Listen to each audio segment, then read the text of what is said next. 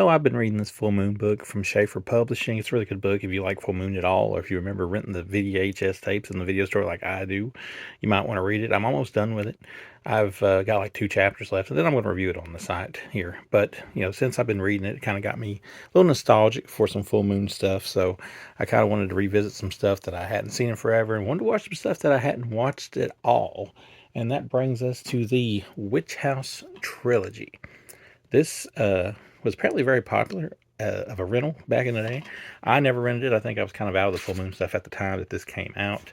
I was back around with the Puppet Master and the Subspecies and Demonic Toys, and this kind of came, I think, during the time when mostly I was just renting video games from the video store.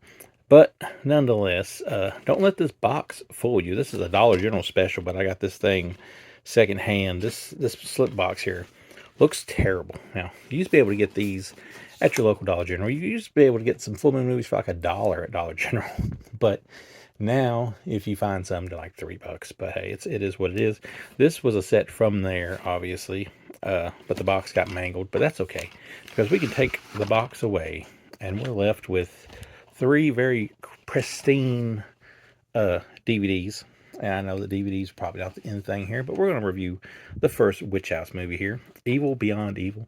If you haven't seen them, well, they're kind of a lot like, well, the first one's kind of like Night of the Demons, but just way, way on a lower level than Night of the Demons. This thing originally came out in 1999. It's only like 70-something minutes. Basically, these people are getting together at this house. They're having a big old meeting. They're going to do a little seance thing, but it's all a big ruse for this girl there to set up some people and kind of, get the powers of the witch or whatever. It's a little bit on the complicated side, but it's full moon, so it doesn't always make sense. Mayday 1998, Dunwich, Massachusetts. In an old mansion, a teenage party is about to take a terrifying turn. When a group of 7 kids are invited over by their strange classmate, Elizabeth, for a little get-together, they soon become unwitting participants in a horrific sacrifice ritual. Lilith, Elizabeth's ancestor, has returned from the dead to exact her revenge upon the descendants of those that brutally murdered her in a witch hunt 300 years ago. So yeah, it's one of the movies where everything falls in place a little bit too cute. Like, there's a lot of things that have to go together for this thing even to add up properly. And it's full moon, so obviously they don't really always pay attention to detail. So this one, well, apparently is the most popular, or at least one of the most popular of the 3. I thought it was at best a 2 at best, so I gave it a 2 out of 5. Movie looks good. If you ever want to give it a chance, it's probably on Tubi. I'm sure it's probably on the Full Moon streaming service, if that's still a thing. I think a lot of these Full Moon movies would do a whole lot better if they, you get the TNA, obviously, people, there's women that look good in this, but I think they would be a lot better if maybe they played more towards the gore, which Full Moon never really seemed to be, like, really about gore. Empire Pictures, yeah. Full Moon, not so much. But it is what it is. Of course, you get a video zone, I think, on this as an extra, and it shoots straight to the movie on the disc after the intro, so that's interesting. It doesn't look very good either, which, it's widescreen. Looks like it was stretched that way a little bit, so it doesn't look very good, but it's a 2 out of 5 for me, dog. And then we've got the second Witchouse, Blood Coven. And the same girl that played Lilith in the first movie is back. This one's a 77-minute one.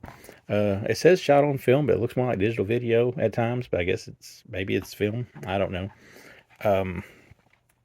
Full Moon never really pays attention to how the previous movie ended. So what happened in the last movie, just forget about it. This time our Lilith is the leader of a team that's doing research on this house, because I think they're about to buy the house and bulldoze it down or something along those ways.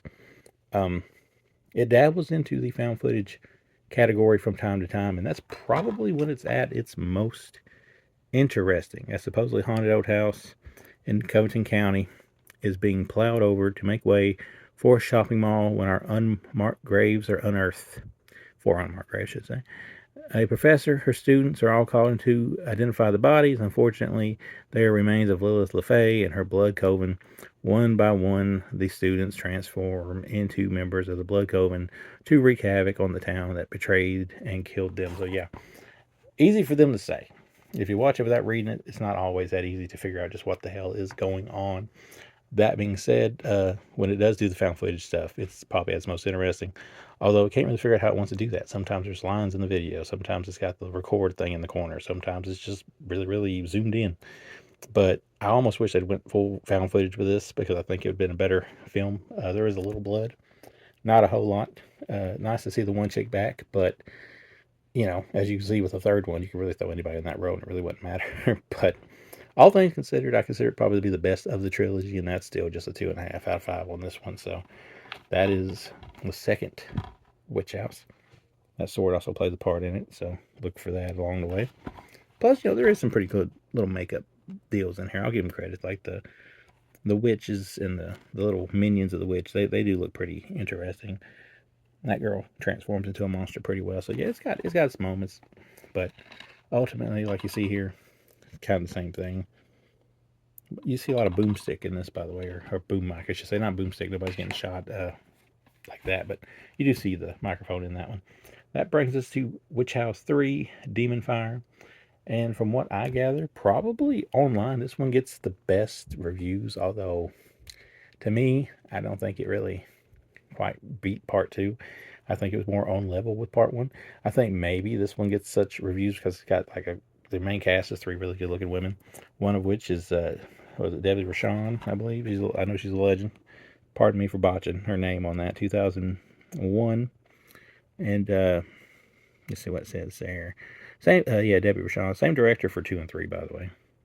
While shooting a documentary on witchcraft, 3 girls, Annie, Stevie, and Rose, are haunted by visions of a demonic witch with mysterious intentions. Or maybe Annie's abusive boyfriend is just seeking his own personal revenge.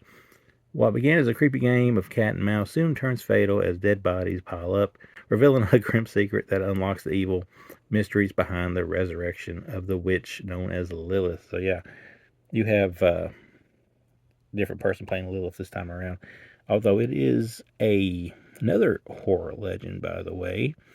That name skips me for some reason on this one. Oh, Brink Stevens. Yeah, how could I forget? But yeah, 3 very good looking women. Some TNA, some creepy moments. I'll give them credit for really trying something different with this one. But when you get to like the plot and everything, it's just such a dumb plot, a twist at the end that it makes absolutely no sense. But people seem to like it. It's got a little more blood than the rest, maybe a little more TNA than the rest. Probably why people like it, but the plot's all over the place and the twist is dumb. So yeah, Witchouse III also gets a 2 out of 5 for me. There's the disc on that if you're dying to see it. They'll have video zones if I didn't mention that before. Here is that one. I don't think I showed you that one. So yeah, 2 to me is the best because it tries a little bit different. 3, you know, maybe goes all over the place a little bit, but it just doesn't really work for me, although it seems to work for most people. All in all, I think the Witch House movies are a little subpar. Maybe they were nice to rent back in the day, but revisit them now, they're not as good as I would hope they would be, especially with something that was kind of compared to Night of the Demons. But yeah, maybe you like them better than me, maybe you don't. Let me know what you think. But yeah, final review, 2, 2.5, 2. Not much to see here.